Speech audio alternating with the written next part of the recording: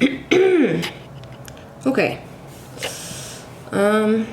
So today I'm thinking of verbalizing some of the brainstorming that's been happening in my head. This video is like an open conversation with myself. The video's title, obviously, the cognitive dissonance associated with being black and enjoying K-pop. And like normally I can just sort of exist and like what I like and, you know, not have to feel some type of way about it, but you do feel some type of way about it sometimes. And it's like, ugh, like it's sort of like, I don't know about this. And like it makes you uncomfortable and like you get a little hot and you're like, oh, this is making me feel weird. And that is around sort of like the use of specifically Black American culture within the Korean, specifically K-pop, K-hip hop music industry. And I sit confused because I am black, Haitian American to be specific, and I like K-pop. I like a lot of kind of music. I like flamenco. I like soul. I like R&B. I like reggaeton. I like folk music. I like rock. Not a whole big fan of popular pop. I like Afro beats. I love Afro beats. Right? So music is music. But then, like, music imagery is not always music.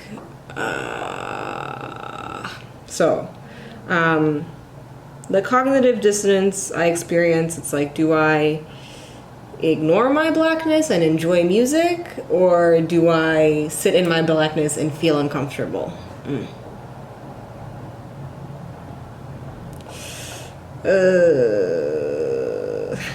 Like, generally speaking, like, cultural exchange is cultural exchange, right?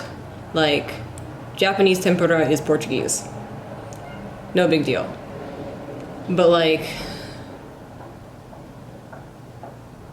I feel like if a culture is going to sort of hail and esteem another, like another culture's material goods or sort of intellectual goods, like music is a form of intellectual property, right? So let's like Korean music industry and Korean popular culture wants to, or at least subsections of it, enjoy consuming black intellectual property. Okay, no one's mad at that. What I'm mad about is sort of like the caricature that is black intellectual property and also the discrimination against the people that create that intellectual property. You know what I'm saying? Which is, I guess, a fancy way of saying they want our shit, but they don't want us.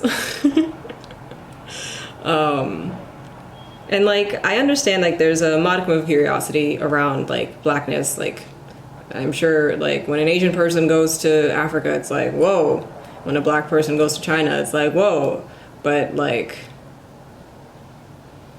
I don't mind that level of curiosity, but I don't like sort of the valence that comes with it. There's like it's a woe, but it's not a neutral woe. You know what I'm saying? Like there's baggage with that woe, and that baggage has nothing to do with me, but it is sort of like imparted onto me, even though like the stereotypes that the world assumes about black people were created by white people. That's a whole different video about like the exportation and exploitation of exporting and exploiting the black image for popular consumption, but that black image was not created by black people for black people. So it's like when foreigners watch American movies, but when you say American movies are just white movies because black movies aren't exported. And in those American movies, it's a particular caricature of blackness that is portrayed, and when you export that to the world without the context, like the cultural context, like black people in America can watch an American movie and understand that like this is a caricature of what we are, this is not what we actually are. But if you ship that to India and they watch a American movie with specific stereotypes and caricatures of black people, then they just assume that that is correct because they don't have the cultural context, or at least had. The internet has changed things. Right? So like, hey, that whole thing bothers me. And then like, when it comes to music and imagery, and specifically imagery in K-pop, that sort of associates itself with blackness and hip-hop culture, and like the hairstyles and like some of the things that are said and things that are done, and it's like, that's distasteful. You wouldn't do that to someone that lives in your country. Why would you do that? Why would you do and say things like that about people who don't live in your country? That's not necessary. And it's not like there's definitely an argument like, God, the internet exists and, you know, information exists, and it does. And then the counter argument is like, well, you know, it's new, people don't know. I definitely fall on the side of the internet exists and the information exists. Maybe not for individuals. Like, I'm not here for attacking like individual celebrities, like that's not my job. But the system itself, like the music industry, these multi-million-dollar corporations that have money to burn can't take the time to do their research. Like, it's not like it's your K-pop idol that's coming up with the imagery, coming up with the songs, coming up with the beats, coming up with the music video themes, coming up with their wardrobe. It's not them. There's an entire force of a multi-million-dollar company behind them setting up this image. And they're setting up this image for profit. i.e., when they set up an image in a Korean context that uses black imagery, they're using black imagery for profit. Or at least the likeness, black likeness for profit. Because these are companies, they're capitalist companies, they're here to make money. They're not here for like, yes, like music is nice, but let's be honest, companies are companies, they're here to make money, which means that they're making money off of the black image, or the approximation to blackness. It's very disingenuous when you try so very hard to approximate blackness without being genuine about it. I think that's the issue. Like, I don't think anyone is genuinely upset about sharing things that they make. Like, but when you share things and someone takes it without considering your perspective, I think that's where the issue lies. So like, these companies have the resources and they have the English speakers, they have like, it's not like everybody in this company speaks only Korean. Like, these K-pop idols tour around the world. Like, they have a whole force. They have translators, you know what I'm saying? Like, they have people that can get that cultural perspective. And especially because these companies are purposefully trying to reach a global market. Like, if it was a company in Korea that wanted to stay in Korea and only make music for Koreans, okay, but that's not the case because capitalism. So they're looking to expand their markets. They're looking to make more money, but they're not looking to do the work. You know, like, you're not looking to inform yourselves about what it is you're borrowing from. And that is a form of plagiarism and i.e. cultural appropriation that I don't care for. And especially when speaking not to the individual, but to the system, not a fan. And that's sort of where the cognitive dissonance lies, because I can know all of these things and genuinely like, I don't know, like BTS, Mamamoo, Blackpink, but also know that like they haven't cited their sources. Let's say that, if we're going to be intellectual. They haven't cited their sources. And that's a form of plagiarism. And like, nobody minds if you want to borrow from wherever, but you must cite your sources. And like, imagine if you're writing a research paper and you borrow a shit ton from like, I don't know, the guy next to you because he wrote a great research paper that you want to borrow from. But then one, you don't cite him as a source. And two, like when he rocks up and he's like, oh, hey, you used my paper to write your paper. And you go, no, the fuck I didn't, fuck you. Get out of my face. Don't do that. Which is essentially what I find that like a lot of cultures that borrow from Black American culture in particular like to do to Black Americans. And when it comes to sort of like the imagery, and when I say imagery, like, Black American culture is popular culture. Like, it is the baseline. Like, when you think of dancing, like popular dancing, that base is hip hop. It's based in a form of hip hop. Like, when you think of like street wear, street style, like, yes, it is branching off now, but that base lies in Black American street styles. And like, I don't know why, but like, maybe it's because people assume that because Black American culture isn't like an ancient sort of like 1,000-year-old, 2,000-year-olds, we have ancient texts kind of culture, that it doesn't need to be respected, but it does. Like, just because it's a newer culture, just because it's, you know, like from previously subjugated, working on being fully liberated people, that the culture isn't real or doesn't have value or respectability, but it does, because it means something to the people that it comes from. And you should respect culture regardless of like where it comes from, because you should respect people, baseline.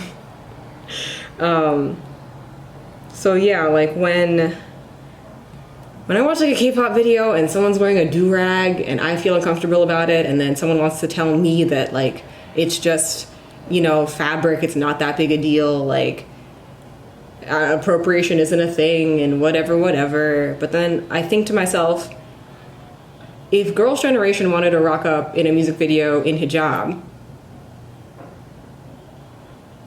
you know what I feel like there would be a conversation.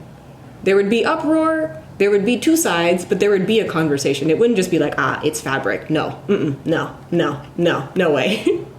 But I don't know why, but because it's African American culture, it's fabric. Like, do this thought experiment. Imagine you see Twice, right? And they perform in hijab. Is it appropriation or is it appreciation? I'm sure it would make more than a few people a touch uncomfortable. Especially if they wore hijab without understanding what hijab meant. You know what I'm saying? I feel the same way about Black American culture. Like, sure, appreciate and love, but do you know where it comes from? And I feel like when it comes to like do-rags or dreadlocks or appropriating Black speech, like, if you knew where it came from and you truly knew what it meant, you probably wouldn't use it. Like, it's sort of like when I meet non-Black people who want to use the N-word. I don't use it personally. I don't mind other Black individuals who do. But like, if I meet, I am wary of a non-Black person who is so ready to use the N-word, because it's like, if you understand what it means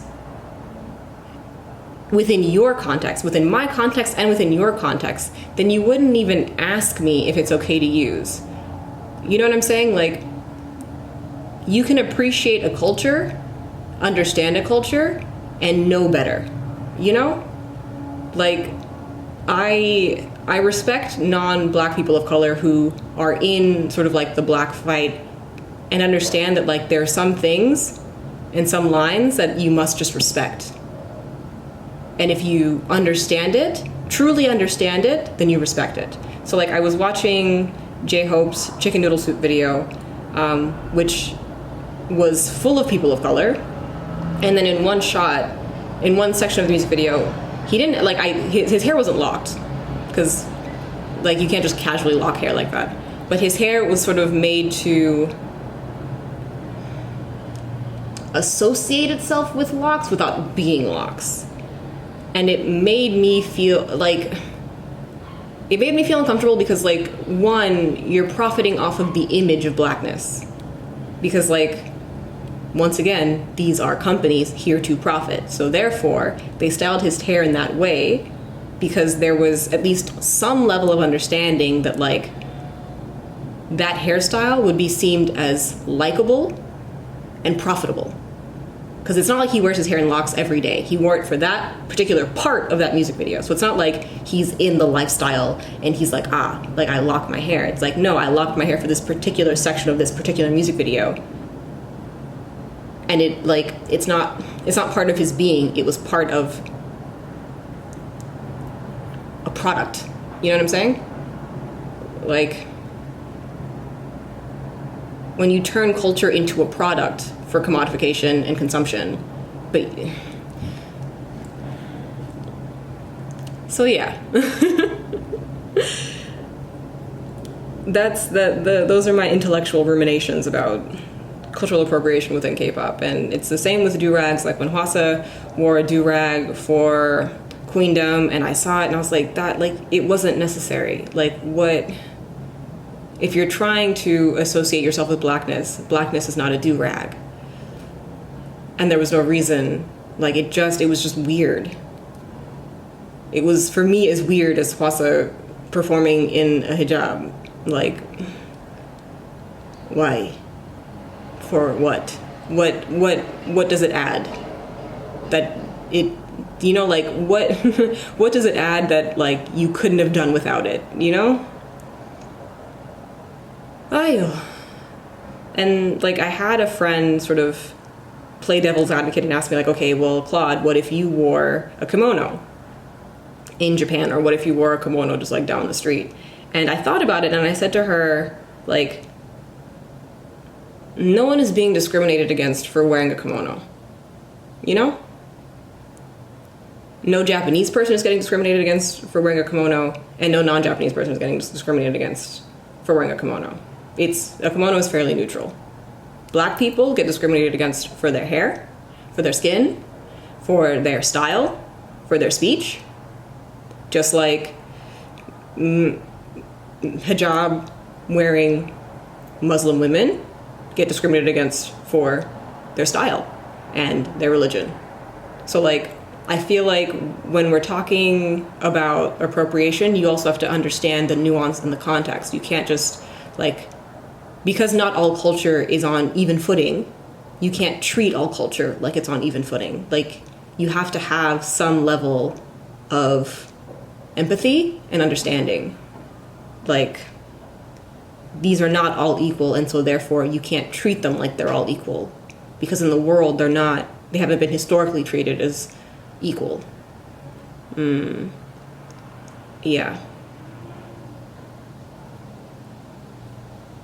Yeah. So that's where I'm at.